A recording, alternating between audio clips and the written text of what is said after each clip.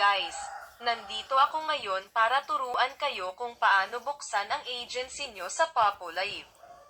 Ang Popo Live ay isang live video app kung saan maaari kang kumita ng karagdagang kita.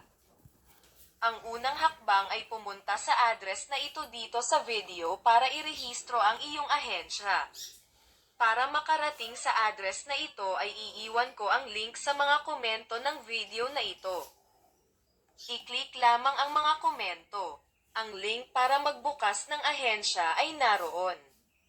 Pagkatapos mag-click sa link ay ilalagay mo ang iyong Popo Live ID, which is sa iyong profile ng aplikasyon.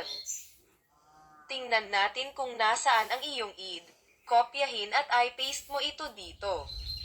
And then click on pick up or submit. Popo will send a code to your Popo account. Then you can go to the app and see the code. Ang code na ipinadala nila sa iyo. Ang code na ipinadala nila sa akin ay 47,632. Kinokopya at i-paste ko ang code sa link para magbukas ng ahensya. Pagkatapos ay i-click lamang ang ipadala at automatikong bukas ang iyong ahensya sa Popo Live app. Pagkatapos ay mag-imbita lamang ng mga host at aktibong magtrabaho sa app para kumita ng pera.